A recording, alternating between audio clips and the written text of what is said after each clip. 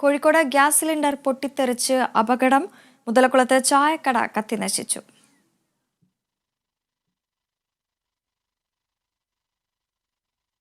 വിശദാംശങ്ങളുമായി റിയാസ് KMR ചേരുന്നു. Riyas, Kozhikode മുതലക്കുളത്താണ് gas cylinder പൊട്ടിത്തെറിച്ച് അപകടമുണ്ടായത്.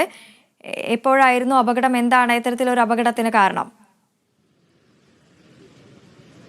ഇന്ന് രാവിലെ 6:45 കൂടിയാണ് ഇപ്പോൾ ഇവിടെ കാണുന്ന ഈ ചായക്കട ഗ്യാസ് സിലിണ്ടർ പൊട്ടിത്തെറിച്ച് അപകടത്തിൽ പൂർണ്ണമായും കത്തിനശിക്കുന്ന ഒരു സാഹചര്യമുണ്ടായത്.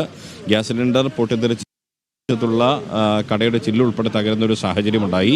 ഈ സമയത്ത് കടയിൽ 2 പേരുണ്ടായിരുന്നു. ഒരാൾ പുറത്തേക്കൂടി, ഒരാൾ കടയുടെ അകത്തേക്കൂടി.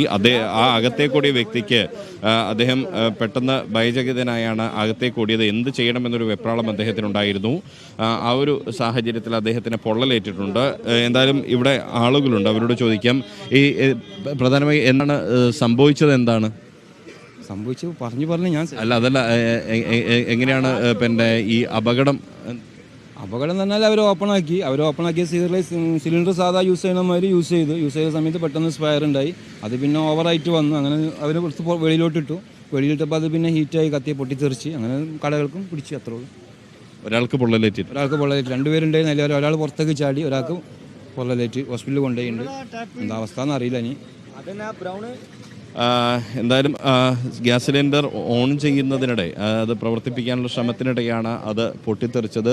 നമുക്ക് ഈ ദൃശ്യങ്ങളിൽ നിന്ന് തന്നെ കാണാം, കടയുടെ അകത്തുള്ള മുഴുവൻ സാധനങ്ങളും, കിച്ചൺ സെറ്റിങ്സ് ഉൾപ്പെടെയുള്ള കാര്യങ്ങൾ, അടുക്കള ത്തെ ഉപകരണങ്ങൾ അടക്കം പൂർണ്ണമായും കത്തിനശിച്ച ഒരു സാഹചര്യമാണ് ഉള്ളത്.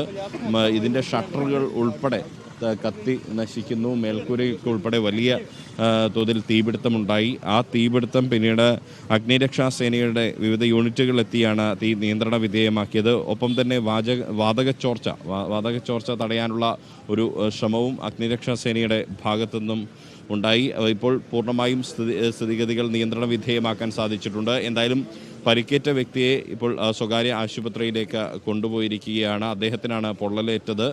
ഇവിടെയുള്ള ജീവനക്കാരൻ തന്നെയാണ്. മറ്റ് അദ്ദേഹത്തിൻ്റെ വിശദാംശങ്ങളെല്ലാം തന്നെ പൂർണ്ണമായും ലഭ്യമായി വരുന്നതേ ഉള്ളൂ. ശരി, KMR ആണ് വിശദാംശങ്ങൾ നൽകിയത്.